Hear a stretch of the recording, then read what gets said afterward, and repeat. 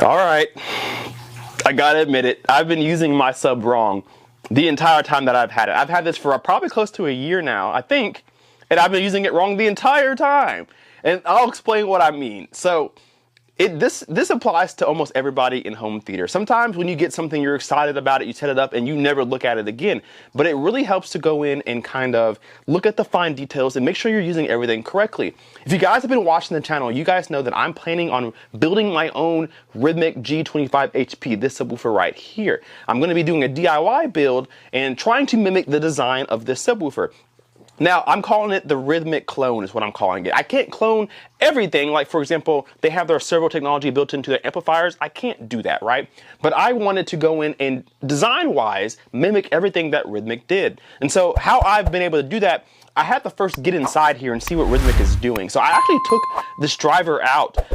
Actually, in my next video, you'll see this. I took my driver out and took a look at the internals and saw all the bracing, all the sound deadening in here, all that stuff, and how they designed their box, because that's important on knowing how they achieve their sound. I wanted to know, how is Rhythmic getting this much sound pressure and this good of low deep extension in a smallish sealed box?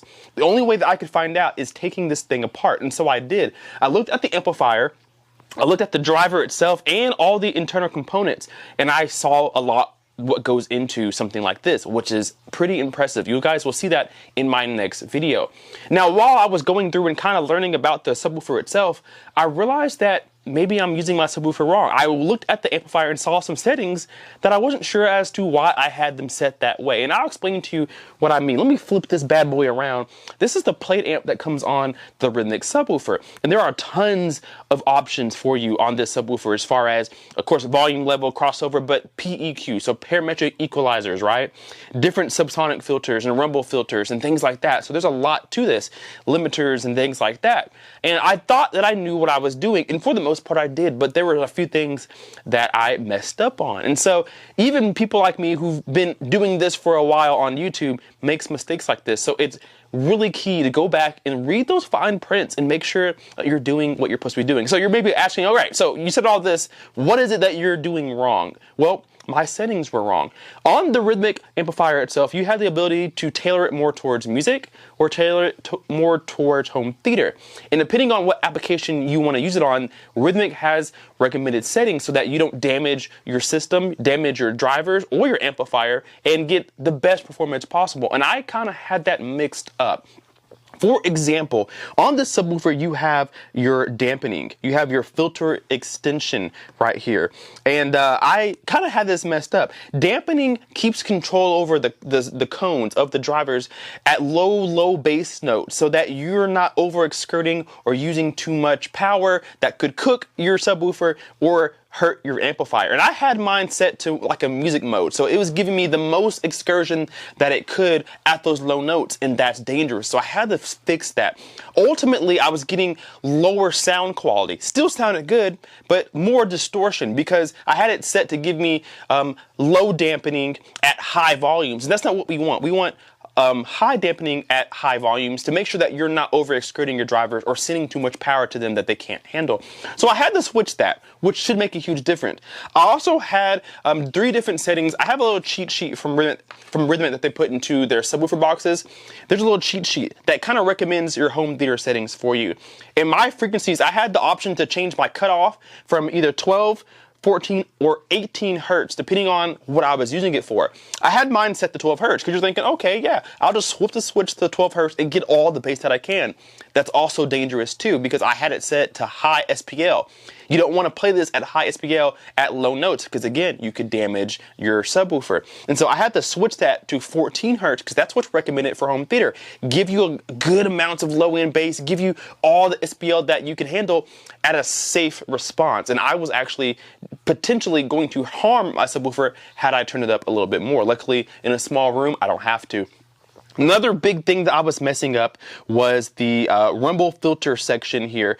There's a section on my subwoofer that allows me to set my slope, meaning how quickly does my crossover drop off, right? Or roll off, as most people know it. So you have your crossover, let's say you have your crossover set to 80 hertz, right? Just your standard number, meaning your speakers, your main speakers will play everything 80 hertz and above.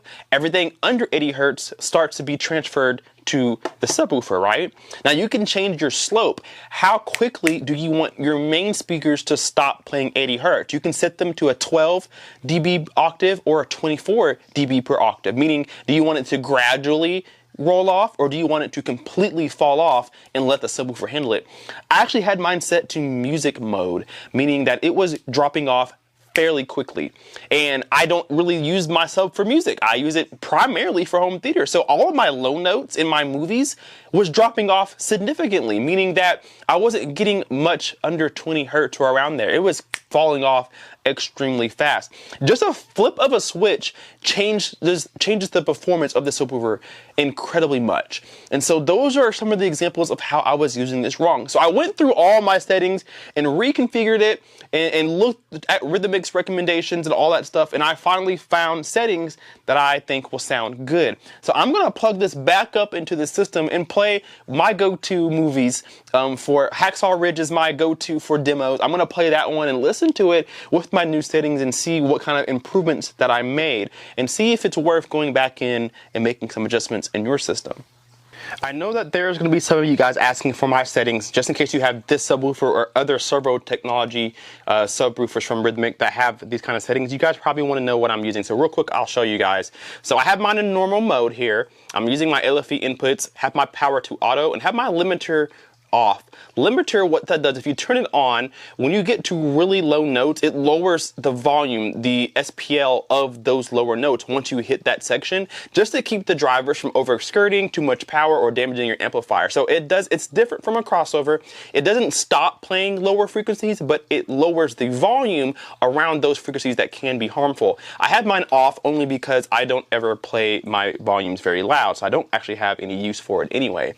My PEQ is set to on, and I have my gain set to plus 3B. My bandwidth is around middle. I think that's it's your Q factor. And then I had the frequencies that are affected are around 25 or 30 hertz. I know that the middle is 40. I assume that this is 35 or so, and then I assume this is about 25 or 30. So I have my gain around the 30, 25-ish hertz range to be added a boost, just a little bit of a boost. Boost is dangerous, but I do like a little bit more oomph towards those lower notes. So I have a 3 dB boost around the 30, 25 to 30 hertz range, just for extra added authority, since this is a sealed box. Down here, this is your non-LFE stuff here. This is your crossover and everything. I'm using an LFE receiver or amplifier, whatever, preamplifier. And so I have my crossover set to max. So essentially this is turned off and I have it crossover in my amplifiers. And then my phase and delay, this is your phase switch here, 0 to 180 degrees. I have mine set to 0 or normal, good, depending on what you have. And then my volume level set to pretty much 0 dB here. So there's no extra added volume. It's at 0 dB. Down below my subwoofer, my LFE low pass is set to AVR 12. This is if you're using a home theater receiver. I don't have it. I used to have it on the wrong settings here, so I was falling off really quickly on my slope, but this is at 12 dB per octave for my AVR. And then right here is my rumble filter. Rhythmic recommends having your rumble filter set to on, or if you're using home theater, set it to on, but I have mine off, and the reason being, rumble filter, what it is, if you heard of car audio subsonic filters, anything below 20 hertz, whatever, will start to roll off really quickly so that you don't damage your subs. I don't mind playing really low. I don't play very loud, so I have my rumble filter set to off. And here's my extension filter here, the dampening that we were talking about here. I have mine set to 14 hertz, so it plays down to 14 hertz with low dampening, so it plays pretty deep, pretty low, pretty loud, but it's still safe. Again, I don't use my subwoofer really, really loud. If I was using this as a high SPL subwoofer, I would set it to 18 and put my dampening maybe at mid or high. Or if I'm using my lowest frequency, I would set it to mid or high just to keep my sub safe. I'm using 14 and low, and that's how I have my settings right now. Keep moving, son. I can't, I'm wounded. There's nothing wrong with you. Yes. Hang on, kid. Move! Acidic duck's a dead one. This guy's a priority. We got it. Here. Down here. A priority? You ever heard of triage? He'll be dead before we get him down. You don't know that. Get him down. All right. Okay. Okay. Go. Okay. Go. It's all right, buddy. We're gonna get you home.